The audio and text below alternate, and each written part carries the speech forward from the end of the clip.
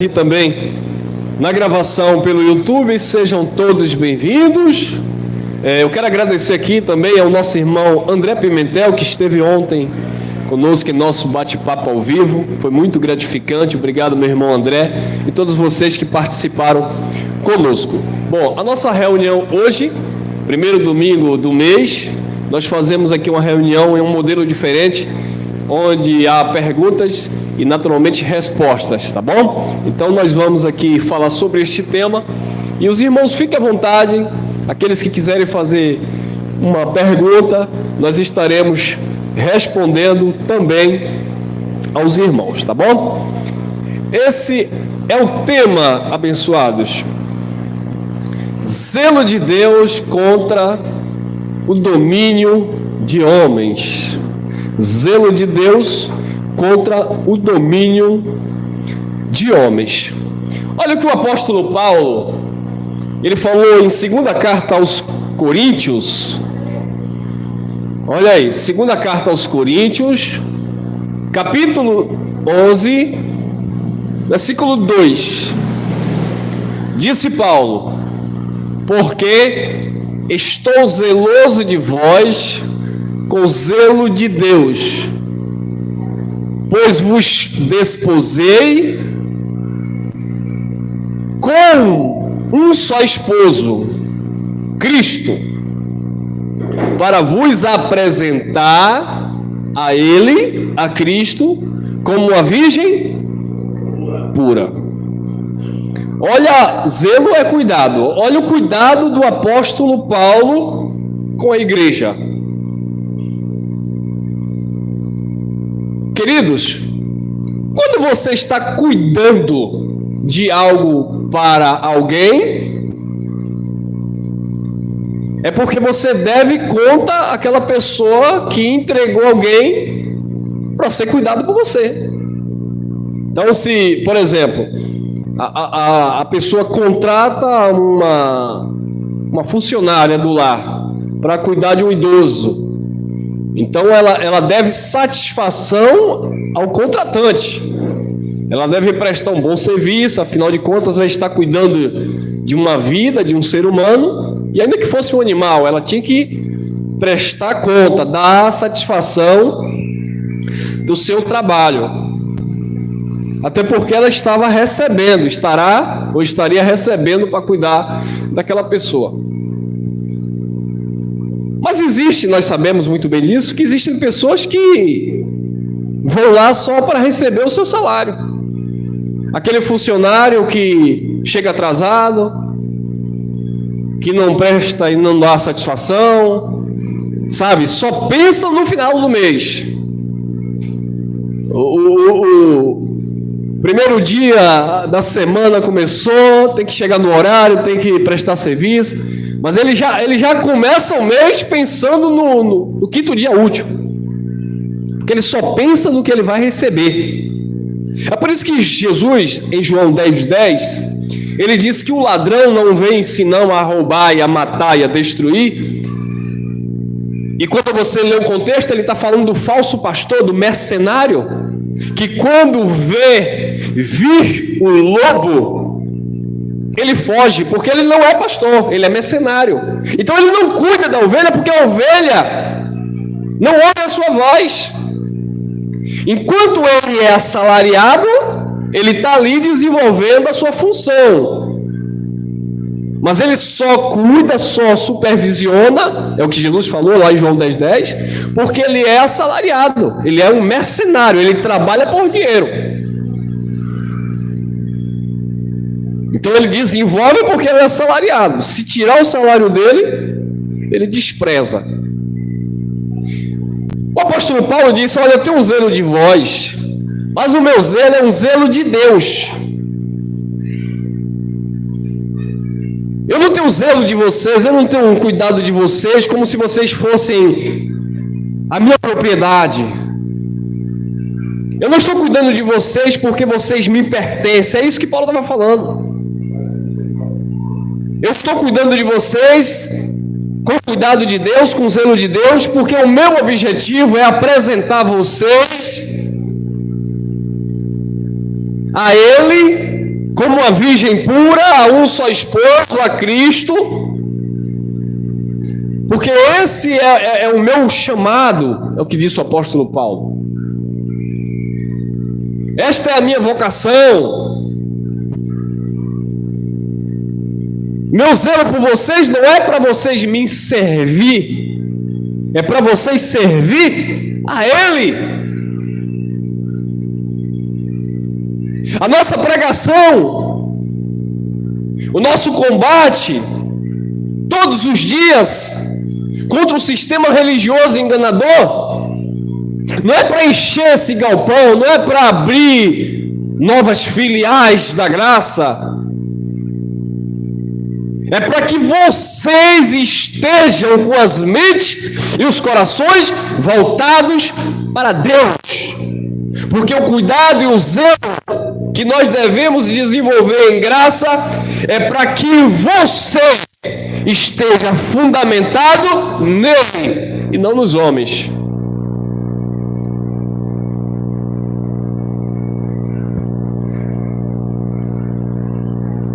Com o zelo de Deus, pois vos desposei com um só esposo ou com um só marido, Cristo, para vos apresentar a Ele como uma virgem pura.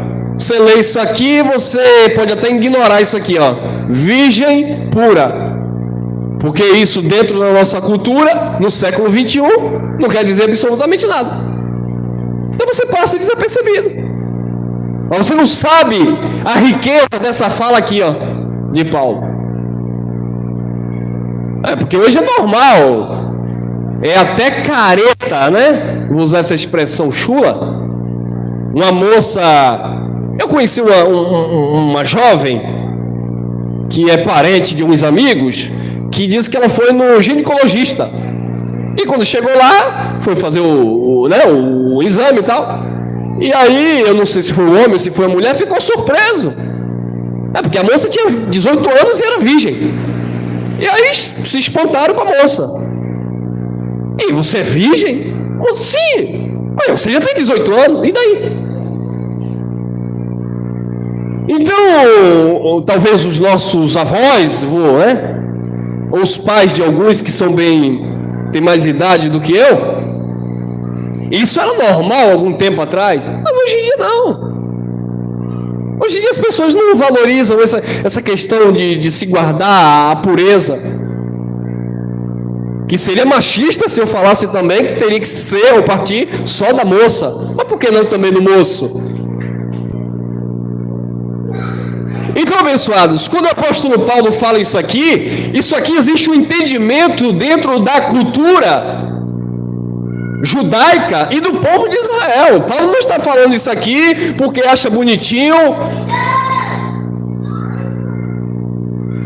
uma moça casar e dizer que é virgem. Não, é porque era uma tradição, era uma lei de Deus para aquele povo que tinha que ser levado a sério. E Paulo se utiliza de uma passagem na Torá para dar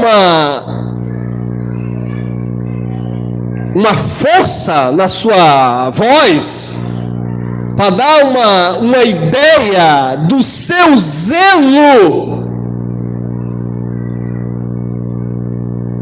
de alguém que cuidava de um povo para apresentar a um só esposo, a saber, a Cristo.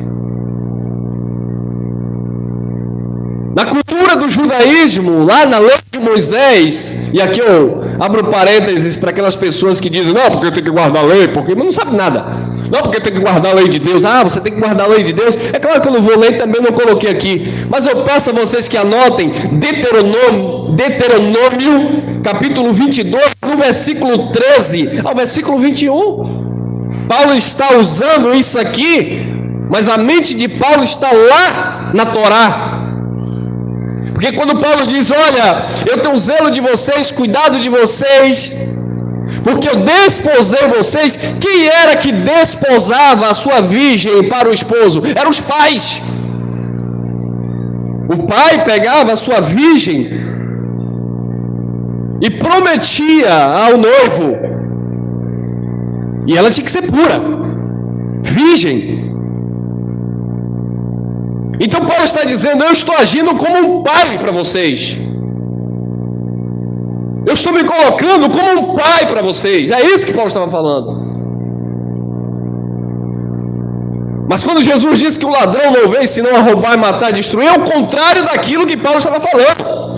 Porque os maus obreiros, os falsos apóstolos, os falsos profetas do século 21, eles não estão cuidando da igreja para apresentar Deus, eles estão cuidando da igreja, entre aspas, para arrancar para eles, para mostrar o império deles, para mostrar a grandeza deles. E Paulo não. Eu leio aqui, você entende de uma forma, mas quando Paulo estava falando aqui para os coríntios, o povo de Corinto não entendia igual você entende. Agora, quer ver eu fazer você entender igual eles estavam entendendo? Quem é você, irmão Elcio? Mas nós temos olhos iluminados. Eu também, quando eu li, eu não entendia igual o povo de Corinto estava entendendo lá em 53 da era cristã. Agora, quer ver a sua mente lá em 53 depois de Cristo? Aproximadamente 53, e você começar a entender algumas questões. Quando Paulo falava isso aqui para aquele povo, Paulo estava dizendo: eu estou me colocando como um pai. Eu estou com cuidado de vocês como um pai. O pai, Deuteronômio, capítulo 22, versículo 13 em diante, mas principalmente no versículo 20 e 21, o pai pega a filha e promete lá ao candidato ao casamento, virgem. Aí Paulo estava dizendo para o Corinto: eu estou me colocando como esse pai que vai pegar vocês.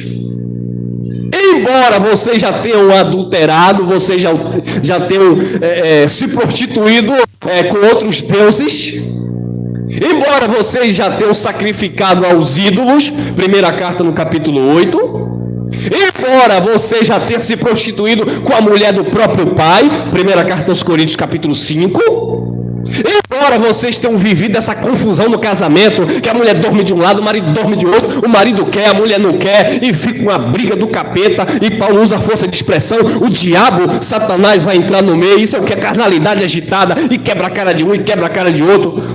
Não há uma comunicação, não há uma conversa clara. No capítulo 7 da primeira carta, embora vocês estejam todos em prostituição no entendimento, vai comprar carne, tem que perguntar de onde veio, porque vocês têm um costume, eu tinha o costume de sacrificar os ídolos. Embora vocês que estão usando véu nessa comunidade, porque vocês outrora estavam lá ao redor dos portes do templo da deusa Diana, deusa dos Efésios, o Afrodite, se prostituindo, vocês receberam a graça e hoje estão aqui para não serem desprezadas, vilipendiadas. Vocês precisam usar o véu até que o cabelo cresça. Embora vocês estejam todas em prostituição, falando para aquela comunidade, Paulo disse: eu vou me esforçar, eu vou me dedicar, eu tenho zelo, eu tenho cuidado de vocês, eu quero limpar vocês. Não que Paulo pudesse limpar por sua própria capacidade, mas ele limpava com a água limpa da palavra. Paulo disse: eu vou cuidar de vocês como um pai cuida de uma filha e desposa para o noivo, para o esposo, como uma virgem pura. E ele começou a limpar aquela igreja. Era complicado? Era, porque no capítulo 3 da primeira carta, Paulo disse: eu dei leite para vocês, não dei alimento sólido, visto que vocês são carnais. Porque um dia eu sou de Paulo, outro diz eu sou do bispo da bomba, outro diz eu sou do pastor mala cheia, eu sou do apóstolo. Aí Paulo disse: eu tive uma luta com vocês. Vocês são todos carnais. Um diz: eu sou de Paulo, outro diz: eu sou de Apolo, outro diz: eu sou de Cefas. Aí o outro já grita lá: eu sou de Cristo. Aí Paulo diz: está Cristo dividido? Vós batizados em nome de Paulo? Ainda bem que eu não batizei vocês. Batizei alguns, a família de Estéfanas, porque Cristo não me chamou para batizar, mergulhar vocês em tradição. mas para evangelizar vocês, para limpar vocês, para apresentar vocês a Ele como a virgem pura, assim como um pai fazia lá no antigo pacto, que apresentava a filha como a virgem pura. Aí tinha um detalhe, né? E no versículo 21 de Deuteronômio, no capítulo 22, no versículo 20 e 21, diz assim: porém, se este negócio fosse verdade, que a virgindade da moça não existia mais, então levarão a moça à porta da casa de seu pai, que parece que não cuidou direito, ou mesmo se cuidou, a moça deu um jeitinho e pulou a cerca, e os homens da cidade apedrejarão com pedra, até que morra, pois fez loucura em Israel, prostituindo-se na casa de seu pai. Assim tirarás o mal do meio de ti. Olha a lei. Casou dizendo que era virgem. Aí na noite de núpcia, o marido percebeu que na verdade ela não era virgem. Aí ele espalhava a má fama. Eles iriam julgar, começa no versículo 13. Se fosse mentira dele, ele iria ser punido pela calúnia e difamação. Agora, no versículo 21 e 22, versículo 20 e 21, se fosse verdade dele, não, realmente, ela não era mais virgem, aí a moça tinha que ser apedrejada. Quer guardar a lei? Hã? Vocês legalistas que gostam de guardar sábado, ou porque guardam a lei de Deus. Ah, você guarda a lei de Deus? Então você tem que seguir esse padrão aí da lei. Quando sua filha casar, tem que ser virgem, hein? E se não for, ela tem que ser apedrejada, para o mal sair da tua casa. E aí? Está repreendido, irmão. Eu estou em Cristo, e em Cristo não há condenação. E por que quer praticar a lei? Se a lei é o ministério de condenação e morte. É porque na lei eu só escolho o que eu quero. Esse é o problema. Aquilo que me é conveniente. Então Paulo está usando a lei para dizer que como um pai cuidava de uma filha para apresentar um marido como uma virgem pura, Paulo agora estava arrancando da mente do povo de Deus a idolatria, a religiosidade, as obras mortas, o paga-preço, o busca Deus no monte, o busca Deus no templo, as lavagens, as abluções.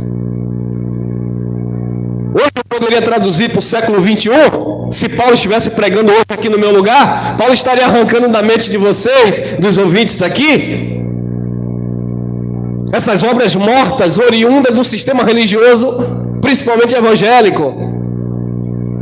A ceia que não é ceia, o dízimo em dinheiro que eles transformaram, o buscar Deus no monte de Itapuã, a campanha, o projeto, o propósito, o desafio com Deus, a campanha de Isaac, o leva fronha, leva caneta, leva água, leva sabonete, leva prego, leva martelo, leva tudo. Seria isso que Paulo estaria pregando se Paulo fosse contemporâneo a nós.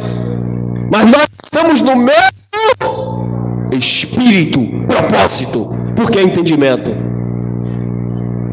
Lembra quando os profetas lá, Malaquias, lá no capítulo 4, no versículo 5, já dizia que antes de vir, era uma profecia, Malaquias 4, 5, antes de vir o terrível dia do Senhor, ele enviaria novamente o profeta Elias.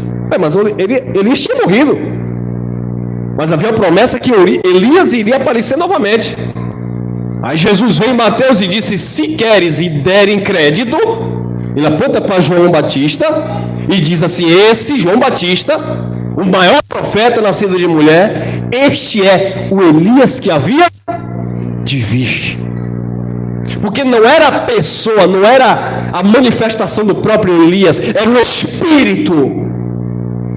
Era a mensagem que João Batista estaria trazendo, como Elias trouxe naquele tempo. Assim como Elias estava restaurando a adoração lá em Israel, restaurando o altar que havia sido quebrado, João Batista agora estava restaurando a nação de Israel, o povo judeu, por meio do batismo do arrependimento nas águas. Então, antes de vir o juízo do Senhor, Elias teria que vir novamente, mas não era o personagem Elias, era o espírito de Elias, o mesmo propósito. Paulo já se foi lá no primeiro século, ele foi decapitado, mas nós estamos pregando a graça no mesmo espírito, no mesmo entendimento, no mesmo propósito, apresentar o povo de Deus, parafraseando aqui, conjecturando, como uma virgem pura, a um só Senhor, a um só marido, para arrancar da mente do povo de Deus a religiosidade que os pastores evangélicos colocaram.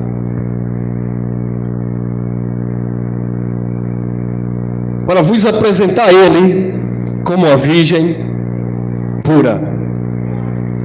Esse era o zelo, era o cuidado de Deus, aliás, o cuidado de Paulo pela igreja de Deus. Amém? Tem alguma pergunta? Se vocês tiverem alguma pergunta, podem fazer. Se não, eu vou continuar ministrando, tá bom? Fique à vontade. Irmão, mas eu queria perguntar uma coisa que não tem muito a ver com isso. Tudo que você perguntar dentro desse tema vai ter a ver. Porque nós estamos falando de um esforço, de uma dedicação para aperfeiçoar o teu entendimento. Minha irmã... Sim, minha irmã.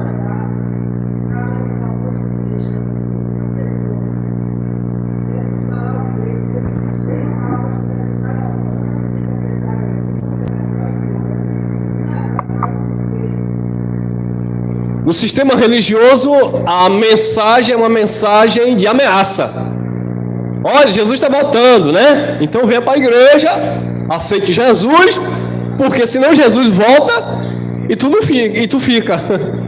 Então esse é o convite religioso.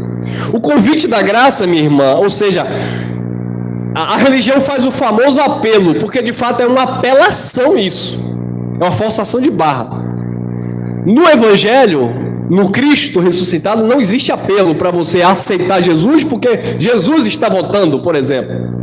No Evangelho, o que existe é um esclarecimento acerca de Jesus. Você vai ensinar. Ensinar que eu me refiro é você explicar, porque quem edifica, quem ensina é Deus. Quem nos edifica é Deus. Mas você vai orientar. Então eu posso aqui imaginar que a irmã esteja querendo entender no sentido de, por exemplo, irmão Elson, na religião que eu fiz parte, eu tive que aceitar Jesus, e na frente o pastor fez uma oração, né, porque ali eu confessei que estava aceitando Jesus. E aqui, vocês não fazem isso? Não, por que nós não fazemos isso? Porque nós entendemos que não é você que aceita Ele, não é você que escolhe a Ele, Ele já te escolheu. Nós pertencemos a Ele. Então qual é o procedimento se eu não convido a pessoa para aceitar Jesus, mas eu convido a pessoa para aceitar a graça? Eu convido a pessoa para ouvir o Evangelho. Existe uma religião aí, que eu não vou dar nome aqui, mas eles são fiéis na questão da doutrinação. Sai de porta em porta, vocês sabem de que eu estou falando, até domingo de manhã abusando lá na hora do almoço. Mas são pessoas que se dedicam àquilo, querem ensinar. Então, observe que nesse sentido eles são mais zelosos, porque eles se dispõem, se predispõem a doutrinar desde uma criancinha. Cadê as crianças? Estão aí, ó. Estão por aí. Nem sei se tem alguém aí com a criança, deve ter. Mas lá é diferente. Lá desde a base, ele já começa a colocar o professorzinho lá, ensinando, tem que ser assim, assim, e a criança já vai sendo edificada, entre aspas, naquela doutrina. Então nós fomos ensinados, entre aspas, no sistema religioso, que o primeiro passo é aceitar Jesus. Na graça de Deus, o nosso esforço, o nosso zelo como Paulo, é ensinar por meio de quê? Da pregação, porque a fé vem pelo ouvir e ouvir a palavra de Deus. Alguns irmãos já chegaram aqui, já sentaram, ouviram a mensagem e no final disseram assim: eu quero fazer parte desta comunidade, eu quero fazer parte dessa igreja. O que é que eu faço? Porque não viu a gente chamando aqui para fazer o famoso apelo. O que é que você faz? Seja bem-vindo. Você é da família de Deus. Aqui ninguém vai te persuadir a vir na frente, aceitar Jesus, porque se você está confessando aí a graça de Deus, se você está crendo nesta palavra, ele já sabe que você o aceitou. Então não precisa você falar para ninguém que está aceitando. É a sua vida, é a sua conduta, é o seu bom testemunho, é o seu conhecimento, é a sua consciência que mostrará que de fato você é uma nova criatura e não dependeu de levantar a mão, ir na frente, o pastor fazer uma oração para você aceitar a graça. Resumindo, minha irmã, traduzindo aqui, tentando resumir da melhor forma possível, na religião ensina você a aceitar Jesus. Na graça você prega o evangelho e deixa a pessoa se ver em Jesus. Porque ela sempre esteve, só que ela não consegue se ver, o que é diferente. Amém? Não tem uma evangelização nesse sentido de aceitar Jesus. A evangelização hoje tem, porque é o ensinamento do evangelho. Não tem aquela evangelização específica para trazer a pessoa para a chamada igreja, né? Mas tem a evangelização do dia a dia, do tete a tete, né? Do pessoal, nas oportunidades que Deus te dá. É como disse Paulo a Timóteo: a tempo e a fora de tempo, insista, fale, pregue, ensine, corrija, disciplina. Ou seja, você está lá exortando, corrigindo, não é dizendo que você está errado. Corrigindo, o que é corrigir, né, irmão? Olha a concepção religiosa. Tem aqui as professoras aqui, podem explicar bem melhor. O que é corrigir, correção? Quando a gente ouvir falar de correção na igreja religiosa, o que é isso no sistema? O pastor vai corrigir você porque você errou. Vai botar na disciplina, o pastor vai puxar sua orelha. Olha a correção que nós aprendemos no sistema. Mas qual é a correção que você entende hoje em graça? A minha filha está fazendo um dever em casa, eu estou lá instruindo, né? Estou lá tentando ajudar. Aí ela errou lá uma coisa, tem que corrigir, vai ensinar o certo, vai apagar aquilo que fez errado e vai fazer o que é certo. Isso é correção. E nós estamos aqui dando uma correção, corrigindo na mente das pessoas que receberam informação acerca de Deus que não é verdade, mas não é eu impondo. Não, eu vou lhe corrigir, você vai para o banco, você não prega mais, você não canta mais, você está debaixo da correção. E detalhe, se a pessoa adoecer, se a pessoa perder o emprego, aí eles botam Deus no meio. É Deus que está te corrigindo, mas Deus não corrige assim. Mas é Deus que está te disciplinando, mas disciplinar é justamente ensinar, corrigir. Não é matar, não é maltratar. Que quando Paulo, lá no capítulo 1, na primeira carta, no capítulo 5, que quando Paulo cisma com aquele jovem, lembra do jovem? O jovem que adulterou com a mulher do próprio pai. Paulo disse: por que você não expulsa esse jovem daqui? Expulsa esse camarada daqui. Vocês podem julgar esta causa. Que negócio é esse? Um jovem dentro da comunidade de vocês, adulterando, né?